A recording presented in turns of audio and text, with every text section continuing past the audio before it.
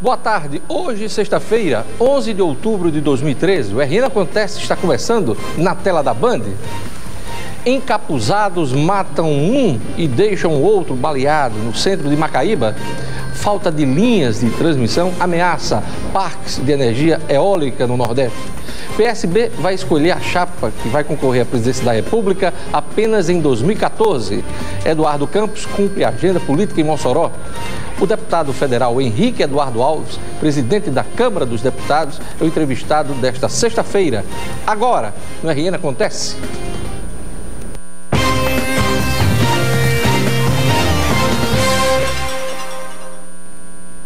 Um homem foi morto e outro baleado enquanto bebiam no centro de Macaíba. Os criminosos estavam encapuzados. A reportagem é de Sérgio Henrique Santos. Leandro Constantino Dantas Bezerra tinha 21 anos e era armador. Ele sustentava a mulher, que está grávida há 2 meses, e tinha um filho pequeno de 2 anos. Apesar de ser um trabalhador, Leandro era usuário de drogas e este pode ter sido o motivo de sua morte. É só o defeito dele, ele usava umas porcaria, bebia, mas ele não vivia atrás de matar ninguém, nem vivia protestando com ninguém. O armador foi assassinado com 2 tiros nesta rua do centro de Macaíba, uma das cidades mais violentas do estado. O crime teve características de acerto de contas. Leandro estava bebendo com os amigos nesta calçada quando os 4 homens chegaram em um carro preto e estacionaram neste local onde eu estou. 2 homens desceram e abriram fogo contra o grupo. Leandro ainda tentou correr, mas caiu a cerca de 100 metros daqui. As marcas dos tiros de pistola ficaram nas paredes desta casa, que pertence à dona Maria Gomes. No atentado, que aconteceu por volta das 9 horas da noite, o neto dela também foi baleado, mas sobreviveu. Estava sentada aqui, foi um milagre não ter batido um tiro em mim. Foi um milagre. Eu não sei como eu estou viva ainda, só é um milagre do nosso Senhor Jesus Cristo. A vítima fatal, Leandro, ainda chegou a ser socorrido, mas morreu dentro da ambulância. Até o momento, ninguém foi preso. Mais uma triste história de violência aqui no Rio Grande do Norte. O Brasil está perdendo de explorar uma imensa capacidade de energia eólica. Na região nordeste do país, parques inteiros estão prontos para operar, mas faltam as linhas de transmissão de energia. A reportagem é de Rayane Guedes. O vento está a favor da energia eólica no Nordeste brasileiro. Mesmo assim, quem anda pela costa da região, a maior produtora de energia eólica do país, encontra parques completamente parados. Sem ter como escoar a energia produzida, mais de 50 parques eólicos estão com as pás e as turbinas paradas. Hoje, atualmente, o maior gargalo ainda está na questão das linhas de transmissão, mas isso deve ser resolvido com o tempo. Os estados do Ceará, Bahia e Rio Grande do Norte concentram o maior número de parques eólicos instalados e que não estão em operação, como este aqui. Só em Terras Potiguares são 33 parques na mesma situação. O Sistema Interligado Nacional calcula que há no país 627 megawatts em energia eólica ociosos por falta de conexão, quantidade suficiente para abastecer uma cidade com 2,5 milhões de habitantes. Os últimos relatórios da ANEEL apontam ainda que mais de 30 obras de linha de transmissão estão em andamento. A previsão de entrega é para 2014. Essa questão realmente tem sido um entrave. A questão das linhas de transmissão não são tão simples assim. Enquanto isso, a produção de energia de Parazinho, no interior do Rio Grande do Norte, não poderá ser utilizada. Com as autorizações concedidas pelo governo federal na última semana, o local terá a maior capacidade instalada de exploração de energia eólica do país. Com as turbinas girando e as linhas de transmissão instaladas, mais de 1,5 milhão de pessoas terão acesso à energia limpa. Só temos uma palavra para definir essa imagem que foi mostrada na reportagem dos parques eólicos parados: descaso. O governo federal está devendo ao Rio Grande do Norte os investimentos para garantir as linhas de transmissão. Esse problema vem se arrastando há mais de um ano. Federação das Indústrias do Rio Grande do Norte já ameaçou entrar com ação na Justiça contra a Chesf, Companhia Hidrelétrica do São Francisco, encarregada da obra, mas ficou apenas na ameaça. O governo estadual intermediou um acordo entre a Chesf e os empresários, mas até agora o problema persiste.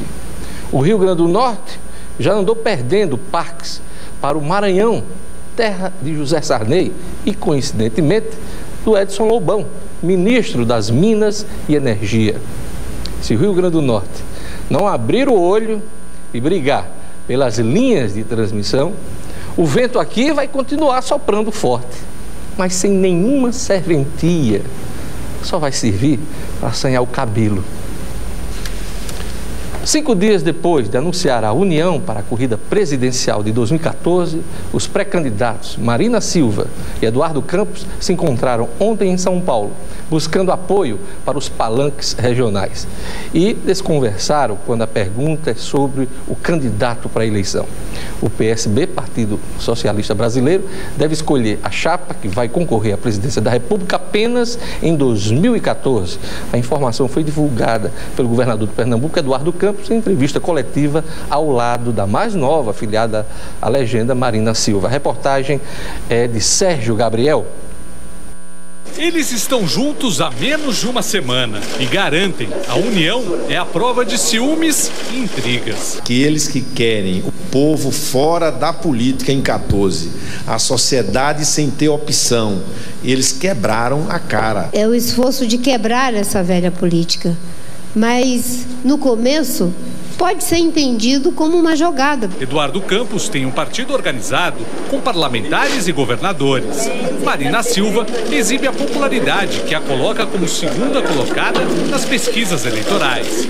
Mas até 2014, nada de declarar quem será o escolhido para ser o candidato a presidente. Em 2014, nós vamos tomar uma decisão sobre a chapa. Não haverá nenhum problema entre o PSB e a rede no que tange essa questão. Depois da festa do casamento, agora é a hora difícil da convivência do dia a dia. Em vários estados, o PSB de Eduardo Campos e a rede de Marina Silva estavam seguindo caminhos diferentes antes da aliança. São Paulo é um bom exemplo. Aqui o PSB está muito próximo de fechar um acordo para apoiar a candidatura à reeleição do governador Geraldo Alckmin, que está muito longe de ser o candidato dos sonhos dos seguidores de Marina Silva. Essa aliança, ela tem consequências no sentido de aproximar muita gente e consequências no sentido também de afastar alguns arranjos eleitorais que estavam sendo construídos a nível regional. Eduardo Campos chegou a comparar a união entre a rede e o PSB com a criação do PT há mais de 30 anos. É a favor da política, da boa política, que fez o PT surgir em 1979 para quebrar a polarização imposta pela ditadura entre Arena e MDB. O governador de Pernambuco, Eduardo Campos, terá de se desdobrar até as eleições do próximo ano. Além de suas funções como chefe do executivo pernambucano, Eduardo terá de viajar o país para viabilizar o projeto de terceira via presidencial apresentado ontem em cadeia de rádio e TV e nesta coletiva que acabamos de acompanhar na reportagem. Hoje, o governador de Pernambuco suspendeu a agenda administrativa e cumpriu a agenda política no Rio Grande do Norte. Hoje de manhã, em Mossoró, ele participou do segundo encontro estadual do PSB na Câmara Municipal da cidade. Se quiser decolar nas pesquisas e vender a ideia da terceira via, Eduardo Campos vai ter de fazer isso, visitar as cidades e muito mais. Ontem, em reunião no Palácio da Alvorada, em Brasília, que durou mais de 5 horas, com a presença de marqueteiros e da presidenta Dilma Rousseff, o ex-presidente Lula mandou o PT isolar Eduardo Campos nos estados. Lula quer neutralizar o efeito da aliança de Marina Silva com Eduardo Campos, considerada por ele um soco no fígado. O ex-presidente quer evitar também que petistas e outros partidos governistas se aliem ao partido de Campos. A ordem é dar prioridade às alianças regionais com o PMDB, PR e PTB. A informação está na Folha de São Paulo desta sexta-feira. Para fugir do isolamento, Eduardo Campos terá de suar a camisa e colocar o pé na estrada. Em Mossoró, o governador pernambucano atendeu o convite do grupo da deputada Sandra Rosado, muito ligada a ele e muito próxima da mãe do Eduardo, a ex-deputada e atual ministra do Tribunal de Contas da União, Ana Arraes. Eduardo Campos gosta muito de Sandra, da deputada Larissa Rosado. Aliás, Larissa contou com a presença dele na última campanha de Mossoró. Já Dona Vilma, a líder estadual do PSB, não deixou de aparecer no encontro do Eduardo em Mossoró. Ela estava hoje de manhã na Câmara Municipal de Mossoró, mas pisa em ovos quando o assunto é a candidatura presidencial do governador de Pernambuco. Vilma acredita que a eventual candidatura de Eduardo Campos à presidência da República não vai atrapalhar seus planos de eleição majoritária no Rio Grande do Norte. Dona Vilma pode estar enganada, hein? O PT do Rio Grande do Norte desconfia dos planos da ex-governadora, cotada para ser candidata ao Senado, atrapalhando o projeto eleitoral de Fátima Bezerra. O cenário ficou mais nebuloso para Dona Vilma depois da ordem de Lula para isolar o PSB de Eduardo Campos. Era tudo o que Dona Vilma menos queria. Vamos aos destaques dos jornais locais nesta sexta-feira, dia 11 de outubro de 2013. A Tribuna do Norte diz aqui, na manchete principal: saúde não terá recursos extras para a Copa 2014. O Rio Grande do Norte não vai receber nenhum recurso extra para melhorar ou ampliar o atendimento de saúde pública no período da Copa 2014. Também a Tribuna destaca aqui a volta ao cargo da prefeita de Mossoró, Cláudia Regina, que foi cassada, afastada do cargo, mas voltou ao Palácio da Resistência por determinação do juiz e desembargador Virgílio Macedo. O Novo Jornal diz aqui na manchete principal: STJD denuncia ABC por superlotação, desordem e atraso. Confusão do último sábado aqui no jogo contra o Palmeiras. O clube alvinegro pode perder mando de campo por prazo mínimo de 6 meses em razão dos incidentes antes do jogo contra o Palmeiras no último sábado. É o que diz o procurador-geral do STJD. E nesta sexta-feira, 11 de outubro, o portal de notícias No Minuto destaca: Eduardo Campos diz não haver definição sobre candidatura no Rio Grande do Norte. O presidente nacional do PSB diz que a direção nacional está dialogando com os estados para compartilhar as definições. Também é destaque no Minuto: Graça Foster foi eleita pela Fortune a mulher mais poderosa do mundo fora dos Estados Unidos. Este foi o segundo ano consecutivo em que a presidente da Petrobras foi apontada pela revista como a executiva mais poderosa do ranking global, entre 50 candidatas de diversos países e setores. Também é destaque no Minuto: Secretaria de Serviços Urbanos convoca para cadastramento ambulantes que trabalham no dia de finados. Censu pretende organizar os produtos por gênero em espaços apropriados que não dificultem a circulação de pessoas. Acesse o portal nominuto.com, www.nominuto.com. No próximo bloco, eu vou entrevistar o presidente da Câmara dos Deputados, Henrique Eduardo Alves, do PMDB. Eleições e a agenda do Congresso Nacional estão na nossa pauta. Eu volto em instantes. O RN acontece.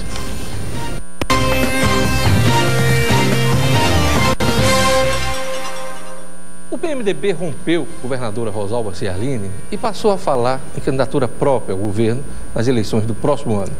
Só que os principais nomes do PMDB, Henrique Eduardo, Garibaldi Filho, Walter Alves, não admitem a candidatura.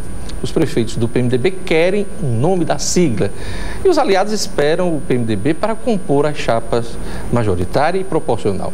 Meu convidado hoje é o principal ator político do Rio Grande do Norte, na atualidade, o presidente da Câmara dos Deputados, Henrique Eduardo Alves. Boa tarde, deputado. Boa tarde, Jorge. Boa tarde, telespectador.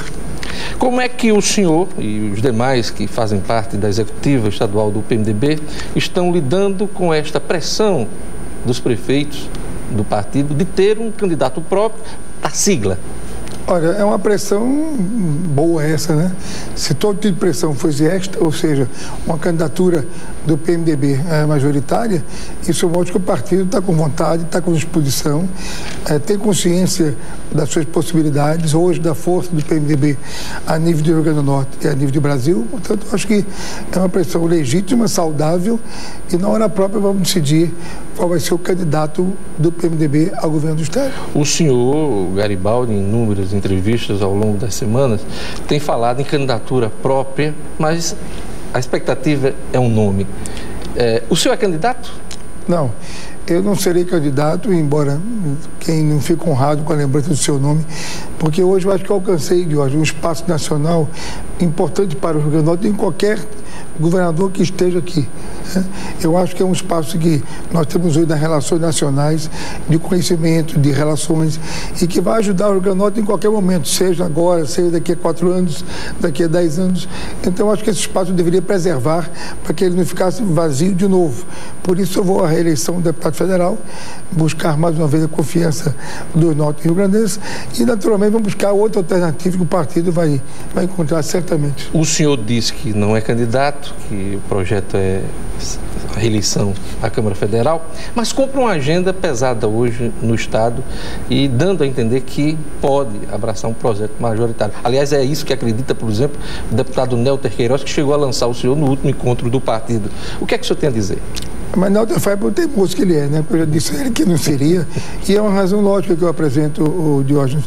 Hoje nós temos conquistado, volto a dizer, um importante espaço a nível nacional. Né? Não é só a presidente da Câmara que estou exercendo momentaneamente, como líder 6 anos da bancada do PMDB, ou seja, é importante o nosso Estado ter um espaço desse a nível nacional. Se nós alcançamos esse espaço hoje e podemos mantê-lo adiante, eu acho que não seria bom para o Estado perdê-lo. Então, essa é a razão porque eu já me decidi ser candidato à reeleição do deputado federal. Não volta atrás? Não voltaria atrás. Garibaldi, qual é a análise que o senhor faz? Ele ainda pode aceitar? Mas veja bem, antes de ficar analisando nomes, Henrique, Garibaldi, Walter Alves, Fernando Bezerra e outros que possam surgir, eu acho que eles não estão preocupados em encontrar primeiro um diagnóstico do Rio Grande do Norte, preparar algumas metas programáticas para uma proposta de governo e depois procurar o interlocutor dessa proposta. Eu acho que não adianta mais nomes A, B, C apenas e simplesmente. Não haverá um salvador da pátria, alguém iluminado que venha conquistar a confiança, a credibilidade e a condição de resolver os graves problemas do Rio Grande do Norte. Temos que chegar à campanha com um projeto, uma proposta que não pode ser imensa e aquela proposta que todos fazem. Educação é prioridade, saúde é prioridade, todos sabem disso. Nós queremos aprofundar isso aí, buscar alternativas, dizer claramente o que pretendemos fazer, como iremos fazer, ou seja, ganhar primeiro um programa de governo que conquiste a credibilidade dos norte rio-grandenses, que estão muito, digamos, desacreditados das coisas que se prometem e não se cumprem. Então está na hora do PMDB, com a equipe que tem, com os quadros que tem, preparar um programa de governo identificando os gargalos hoje para o nosso desenvolvimento, para que possamos apresentar até março, abril, uma proposta do que fará o PMDB se o governo for. Até porque a gente quer essa proposta e levar os demais partidos, para que haja dos partidos comprometidos com uma candidatura própria, eles possam assumir também, sugerir, aperfeiçoar essas ideias básicas que nós queremos apresentar como ponto principal de uma candidatura majoritária. A partir daí, vamos encontrar um interlocutor com capacidade, com competência, com ética, com sensibilidade, que possa fazer o povo acreditar que nós iremos fazer aquilo que estará muito visivelmente colocado, com metas, com planejamento, com estratégia e com absolutas razões claras. Feito o diagnóstico, a gente cai de novo na questão dos nomes. Eu queria só que o senhor avaliasse nomes como Garibaldi, como Walter e também como Fernando Bezerra, porque uma fonte me informou essa semana que as conversas estão avançando com o empresário. Eu estou colocando que há alternativas do PMDB. E na última reunião do Executivo do partido, quando se decidiu por distanciamento sair do governo Rosalba, houve um compromisso de todos nós que ninguém diria sim, nem diria não. até para que o partido fosse motivado para essa luta, para motivar, portanto, a sua militância, para dar credibilidade à proposta, nós estaríamos todos dispostos a enfrentar os desafios. Apenas nós sabemos que há as pretensões mais legítimas de um e de outros, há razões de um não ser ou outro não desejar ser. Então, neste caso, nós não estamos priorizando nomes agora. Garibaldi, nós sabemos que, pelo que já foi governador, pelo que já fez, o prestígio que ele tem, qualquer pesquisa que se faça, eu acho que ele lideraria, mas não é a hora ainda de chegar a Garibaldi e uma definição ser ou não ser, nem o deputado Walter Alves, nem o próprio ex-ministro Fernando Bezerra. Esta é a etapa de nomes para que isso não venha atrapalhar o principal, que é um programa, uma proposta, um projeto que queremos estudar, e nós vamos chegar à mesa, até isso mesmo, com os aliados vamos buscar, com os parceiros que vamos querer conquistar. Você não pode chegar já dizendo, olha, o nome é esse, tem que ser fulano, Beltrano. Não, não é isso. Primeiro, volto a dizer, vamos inverter esse processo, estudar o Rio Grande do Norte em profundidade, as suas crises hoje, as razões dessas crises, um diagnóstico do Estado, naqueles campos centrais de atuação de um governante: saúde, educação, mobilidade, segurança pública, a área econômica, como pode se desenvolver uma relação mais produtiva com os empresários, com os sindicatos, mais próximo de todos. Nós tivemos isto, vamos sentar à mesa com parceiros, definindo que nós gostaríamos de ter, não vamos impor, uma candidatura a governador, para tentar conciliar com um projeto de outros partidos. Nós não vamos ter nenhum sentimento de radicalismo, nem de intolerância num momento como esse. O partido quer estar aberto a ideias, e depois de ter as ideias, nós procuramos um interlocutor junto aos demais partidos do Rio Grande do Norte. A falta de um nome está levando os senhores a discutir primeiramente a chapa proporcional para depois discutir a majoritária? Como isso passa muito pela base proporcional, como isso passa muito pelo interesse dos candidatos a deputado estadual, a deputado federal, que é o grande esteio do partido, né? Uma candidatura a governador é única, é um nome só. Você tem que ter uma base que são 30, 40, 50 nomes que vão buscar, portanto, o eleitorado, vão buscar o voto do eleitor, vão buscar os seus mandatos. Então, essa base tem que ser muito bem cuidada, porque de repente você cuida lá de cima e não tem, portanto, o apoio da base. Mas o natural é que se discuta primeiro a majoritária e depois a proporcional. Pelo menos historicamente é assim nas eleições. Mas estamos tentando inverter um pouco esse processo para dar ele um tom mais realístico e mais seguro. Vamos ver as questões dos deputados estaduais, dos pretendentes à Assembleia Legislativa, dos deputados federais, para tentar fazer uma composição, e a partir daí, na hora que ali tivermos nossos aliados, nossos parceiros, os partidos simpáticos dessa aliança, aí vamos apresentar com todos eles o que nós queremos, o que o outro partido quer, o que o outro deseja e quais são as opções de nomes que nós temos para aqueles cargos, e outros apresentarão os que têm para os seus cargos. Vamos inverter um pouco o processo, consolidar uma base, uma aliança proporcional, acredito que possa ser muito, muito densa, muito forte, e a partir daí buscar, com a proposta na mão, com o projeto na mão, os parceiros a definir as candidaturas majoritárias. O deputado José Dias, ontem aqui no programa, falava que todos os partidos, todos os atores da política do Rio Grande do Norte estão esperando o PMDB. O que é que o senhor tem a dizer a respeito dessa espera, que está todo mundo esperando o movimento do PMDB? Eu acho que é um reconhecimento que agradeço da força hoje do PMDB no Estado. Nós temos quase 55 prefeitos do PMDB. Você tem ideia, o segundo partido, que parece que é o DEM ainda, tem a metade do PMDB. Então, é um partido muito forte nos municípios, na base, de uma intensa capilaridade. É um partido hoje que tem o ministro do Estado, do nível e do prestígio de Garibaldi, no governo federal. Tem uma bancada federal muito atuante, onde um deles é presidente da Câmara dos Deputados. Então, o partido tem essa marca hoje, tem muita presença, de muita força partidária e essa capilaridade em todos os municípios e regiões do Estado. Então, é lógico que num processo sucessório como esse, uma definição do PMDB pode ajudar outros partidos a definirem também. Mas reconhecemos todos eles uma independência natural, projetos próprios vão construir, mas nós vamos procurar todos aqueles que entendam que nós estamos precisando de uma reconstrução do Rio Grande do Norte. O Estado, não vou aqui detalhar nome nem razões pessoais, até porque é um processo que vem se acumulando de muitos anos, está precisando de uma recuperação econômica, social, uma autoestima. Você veja ao nosso redor, o Ceará Ceará já disparou. A Bahia nem se fala. Pernambuco também. A Paraíba começa a melhorar. Quer dizer, está na hora do Rio Grande do Norte dar um grito pela sua força, pelo seu desenvolvimento, ter capacidade de articular o empresário, o sindicato, o trabalhador, procurar melhores nomes, até independente de partidos, para compor uma base, uma equipe. Até porque sabemos que hoje, Jorge, não tem esse salvador da pátria que vai chegar um iluminado e vai ser aquela grande pessoa que vai construir todas as esperanças do Rio Grande do Norte. Não é por aí. Nós sabemos que governar hoje é equipe, é descentralizar, é autonomia, e para isso é preciso quadros competentes que podemos encontrar no PMDB e em outros partidos. Então, é com essa postura de não radicalismo, não intolerância, de muita humildade e, sobretudo, ideias para apresentar ao Rio Grande do Norte, que vamos nos sentar com todos os partidos que queiram colaborar nesse momento que eu imagino seja de reconstrução econômica e em prol do nosso desenvolvimento. O senhor falou em encontrar nomes em outros partidos. O PMDB pode apoiar um nome para o governo de outra legenda? Pergunto isso porque o senhor tem conversado em Brasília com o prefeito Carlos Eduardo do PDT. Não, mas está expresso, não seria correto eu alimentar uma esperança que eu não venha depois poder cumprir. O PMDB deseja, sim, na chapa majoritária, postular a candidatura a governador.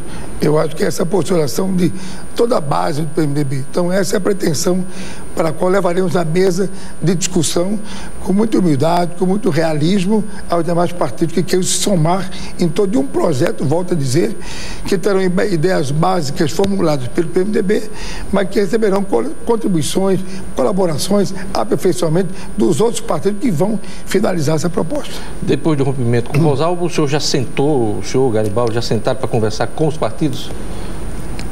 Temos conversado sempre, né?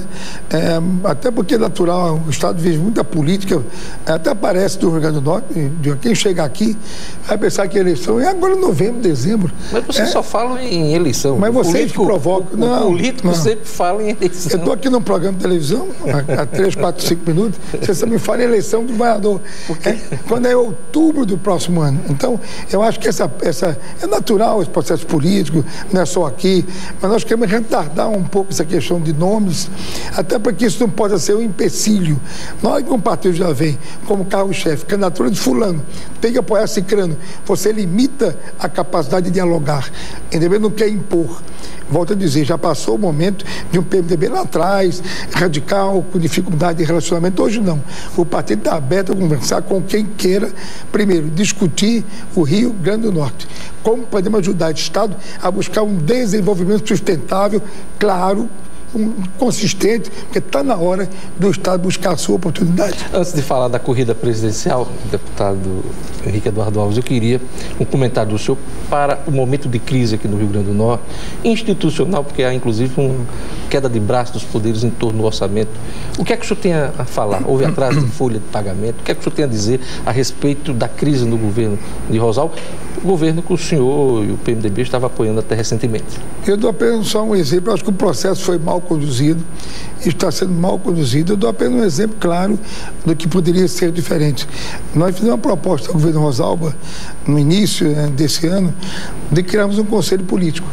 Uma forma tradicional mas nós queremos dar a ele um espaço de diálogo, de discussão, de debate, um conselho político. E olha o nível de pessoas que participariam desse conselho político.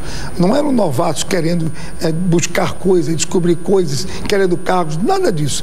Eram um participante como Garibaldi Filho, 2 vezes governador do Estado, Zé Agripino igualmente, o deputado João Maia, o deputado Rogério Marinho, a nossa participação em si. Presidente da Assembleia, Ricardo Mota participaria, representando também o seu partido, que era uma base do governo, e a cada 15 dias ou 20 dias nos reuniríamos com a governadora para discutir a situação do Estado, a dificuldade... Quem estragou esse conselho? Foi Rosalvo ou Carlos Augusto? Não sei que esse conselho só se reuniu uma primeira vez, que foi aquela tentativa de mudança um pouco do secretariado, oxigenar um pouco com outros nomes, que foi feito, e de lá para cá, nenhuma vez mais foi reunido, sequer discutido sobre a hipótese de se reunir.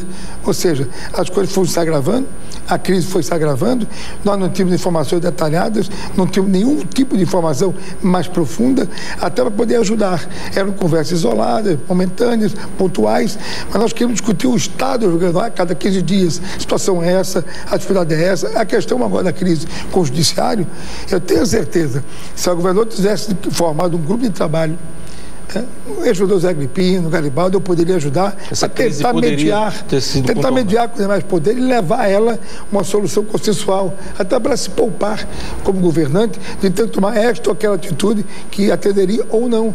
Mas podia ter uma mediação aí que pudesse buscar um melhor relacionamento, uma proposta que todos concedessem, não a questão de eliminar direitos, mas alongá-los por um tempo mais à frente, mas nem sequer essa oportunidade se deu a esses partidos da base, porque ninguém conversava.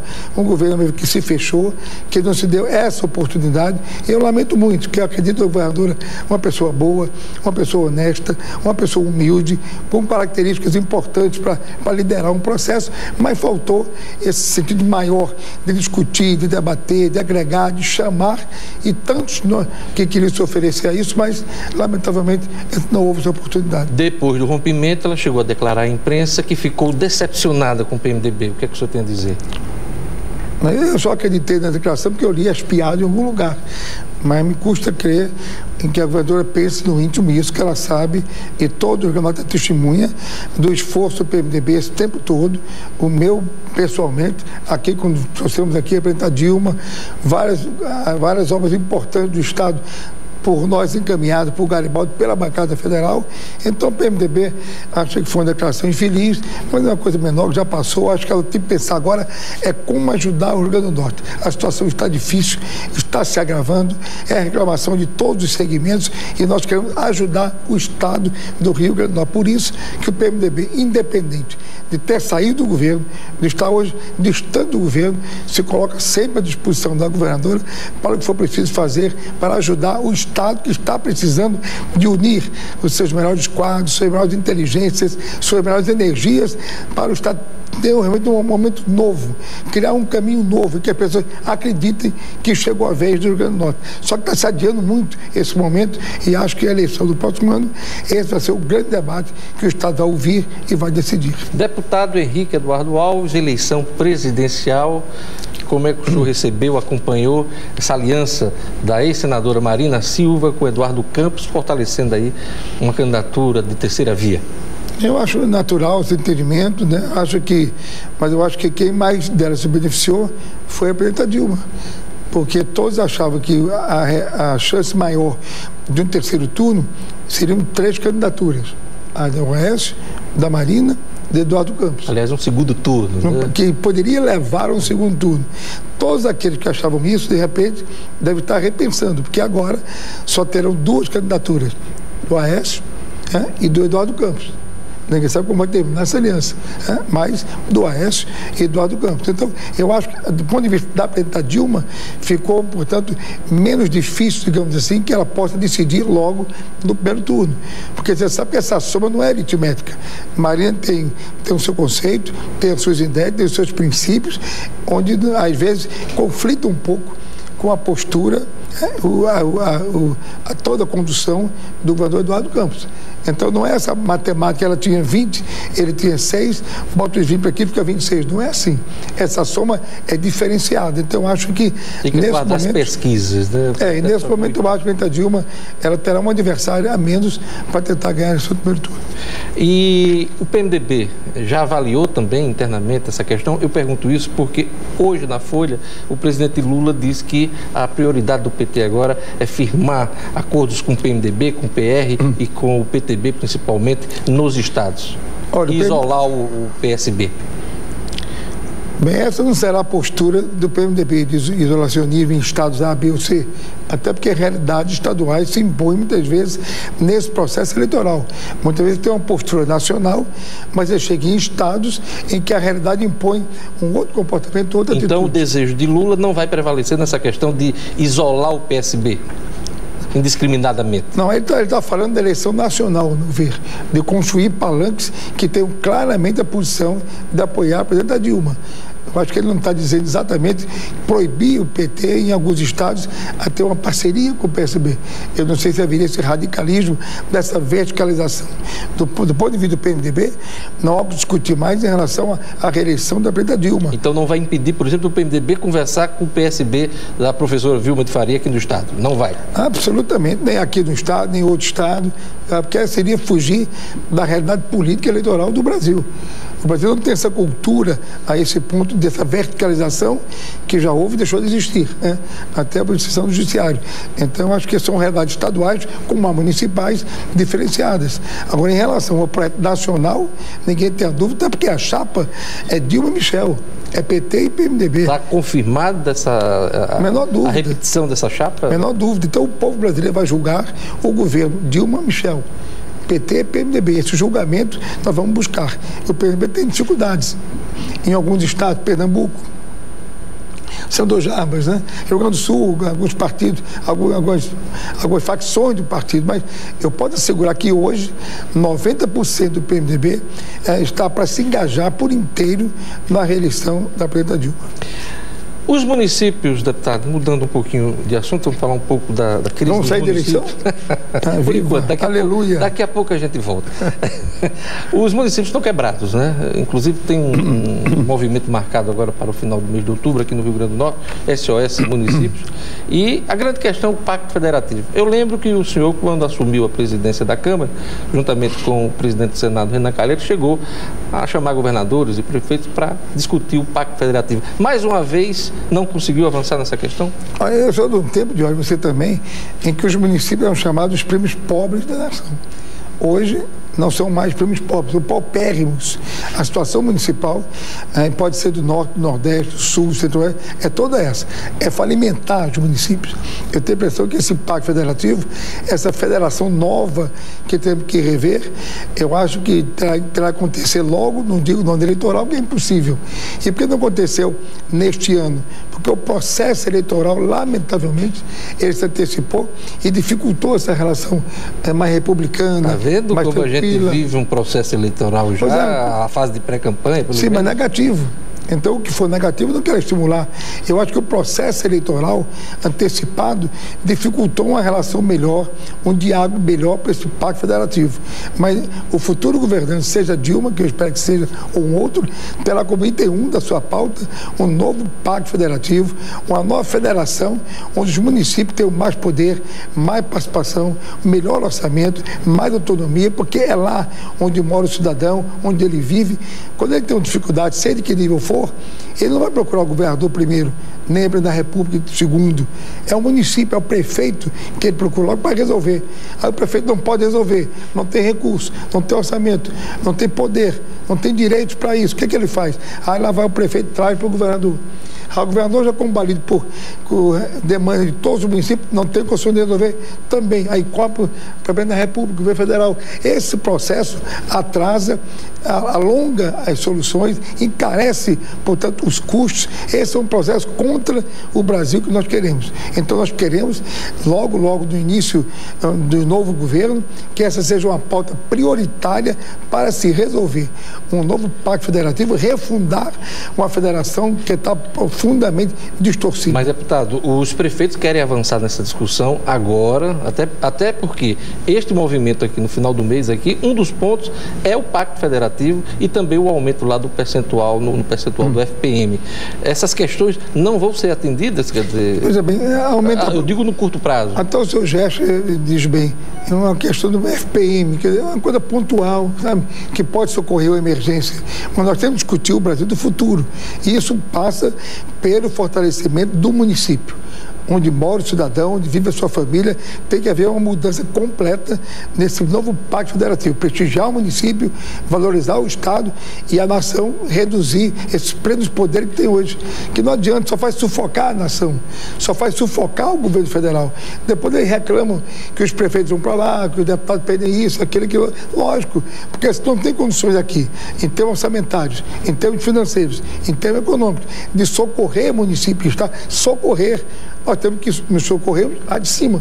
Então, embola o meio de campo, engessa tudo, ruim para o governo federal, difícil para o estadual e insustentável para o município. E essa federação tem que rever, portanto, esses conceitos logo, antes de se alastre essa crise e se torne insustentável.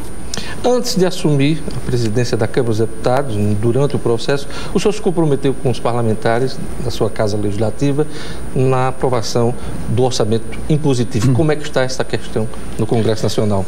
Veja bem, o orçamento impositivo das emendas parlamentares, né? Eu disse claramente que gostaria que isso fosse resolvido, porque eu, como líder do PMDB, de uma bancada de 80 deputados, toda semana eu tinha que estar no Palácio do Planalto, como ministro dele, para liberar uma emenda de um deputado, um município importante, uma carência do município, que o interlocutor é o deputado que traz, vai buscar no sindicato, associações, comunidade, Câmara de Vereadores, traz, portanto, essa demanda.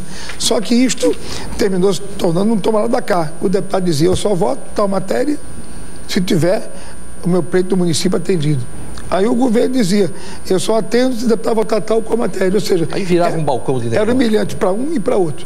Aprovamos na Câmara o orçamento impositivo e foi aprovado semana passada na Comissão de Justiça do Senado e vai ao plenário na próxima semana, que eu espero que de uma vez por todas essa medida de altivez possa estar implementada para que deputado, senador possa trazer demanda dos seus municípios e não ter mais esse toma lá da cá constrangedor e humilhante para o parlamento e para qualquer governo democrático. A Câmara dos Deputados aprovou o fim do voto secreto, mas parece que a proposta está sofrendo modificações no Senado. A matéria volta para a Câmara? O Senado não quer alguns senadores que perderam o direito de ter o voto secreto para indicação de autoridade, né, e porque poderia gerar constrangimentos. Então o Senado, e é o direito dele, pensa um pouco diferente, mas não está ainda decidida a questão, porque as pressões estão lá agora querendo o voto aberto para todos. Enquanto isso não acontece, nós queremos votar, se essa semana que vem a outra, pelo prazo regimental, pelo menos a emenda do Álvaro Dias, que é o voto aberto para cassação de mandato. Eu já disse e volto a afirmar, a Câmara dos Deputados não votará mais nenhum processo de cassação pelo voto secreto. O que nós passamos, eu não quero que passemos de novo.